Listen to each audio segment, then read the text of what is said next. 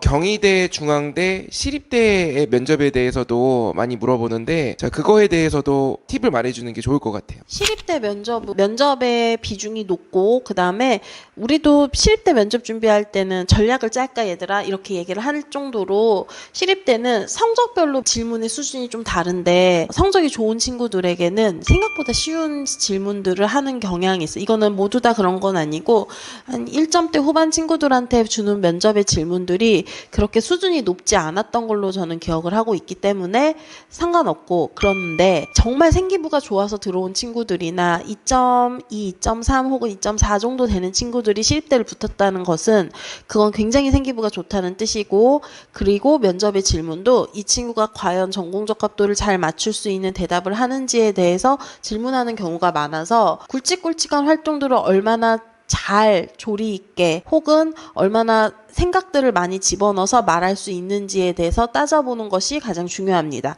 다시 말해서 시립대학교 면접은 내가 이 활동을 했는데 이 활동에는 이런 개념이 들어갔고, 그때 실험은 이렇게 조작 변이를 썼고, 그때 실험 탐구는 이러한 기구들을 사용해갖고 이때 데이터를 이렇게 나와서 이렇게 분석했습니다 라고 하는 인과관계에 맞게끔 설명하는 것이 가장 중요하고, 그러한 식으로 준비를 해야 되는 것 같습니다. 그리고 시립대학교 같은 경우는 작년에 경제학과 친구는 질문했던 것들 중에 하나가, 그 친구가 리만 사태랑 그 다음에 그때 라임 옵티머스 사건을 서로 공통점이 있다라고 얘기했을 때 부동산 채권이든 어려운 용어들을 설명을 해줬는데 그것이 굉장한 경제 지식이 많다라고 교수님들이 느껴서 그런지 그 질문들을 계속 꼬치꼬치 물어보고, 그 다음에 이것 정도 알면 굉장히 많이 아는 건데 부동산 채권은 어떻게 만들어지고 하면서 새로운 질문들을 막 했었던 걸로 기억을 하고, 작년에 국어국문학과 쓴 친구는 그 친구의 메인 테마는 쇼츠 영상처럼 쇼츠 문학을 만들어서 이것을 많은 사람들에게 전파시키고 싶다라는 개념으로 국어국문학과를 들어오게 되었습니다라는 메인 테마를 갖고 있어서 쇼츠 문학에 대한 질문만 한 8분, 9분 정도, 쇼츠 문학은 어떻게 글의 구성을 짤 거니, 쇼츠 문학이 갖고 있는 한계는 사고력을 기를 수 없다라고 생각하는데 그거에 대한 단점은 어떻게 보강할 거야? 그러면 이 쇼츠 문학을 어떠한 식으로 사람들에게 많이 전파시킬 수 있을 거니, 앱을 만들 거니, 앱을 만든다면 그 사람들의 사용량이 많을까? 이런 식으로 그 한 활동에 대한 한 10분에 대한 질문들이 다라라락 들어가 갖고선 친구가 쌤 이것만 질문받고 나왔어요 라고 할 정도로 전략을 잘 잡았던 친구고, 그렇게 전략을 잡아서 갈 수도 있고, 혹은 작년에 도시공학과나 도시행정학과 친구들에게는 항상 공통된 질문들이 있었던 것 중에, 도시행정학과 친구들에게 너가 살고 있는 도시에서 이루어지고 있는 행정정책이 무엇이니?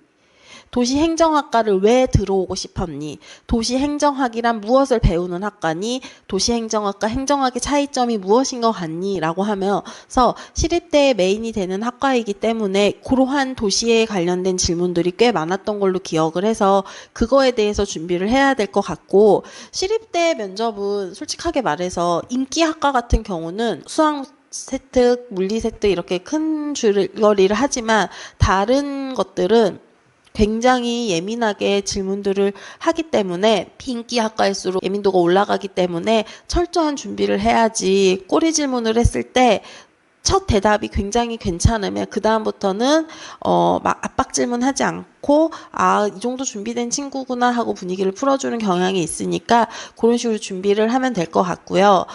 경희대하고 중앙대학교는 입학사정관쌤들한테 들은 얘기로는 우리는 면접 때 그렇게 역전율이 많지 않습니다라는 이야기를 들었고, 실상 그랬던 걸로 기억을 하고 있습니다. 다시 말해서 시립대 면접은 엄청나게 전략을 많이 짜서 우리 들어가자, 혹은 압박 질문 이렇게 들어오면 요런 대답을 해 하고서는 엄청나게 많이 친구들이 이야기를 하고 하는데,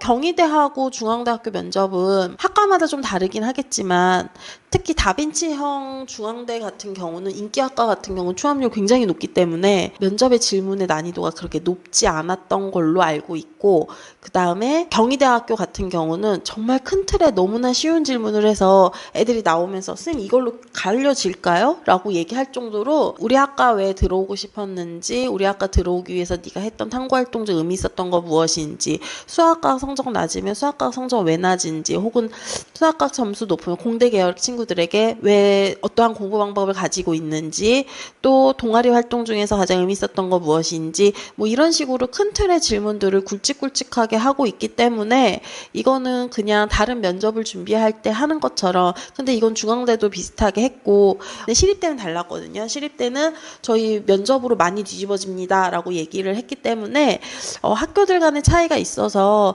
중앙대학교, 뭐 경희대학교 면접 준비 선생님 도와주세요 라고 하면 저 의대 약대 아니고서는 굳이 그거 그냥 너가 준비해도 괜찮아, 그냥 생기부 보고 큰 틀의 질문들을 잘 준비해봐, 충분히 할 수 있어, 이렇게 하고 넘어가는 경우가 많았습니다. 그러니까 중앙대하고 경희대 1차 붙은 친구들은 생기부를 한 줄 한 줄 분석하는 거 하기 전에 지원 동기 작성하고 어떠한 질문들 작성할 것인지 보고 그 다음에 큰 틀의 질문들을 먼저 해놓고 굵직굵직한 활동들을 해놓으면 될 것 같습니다.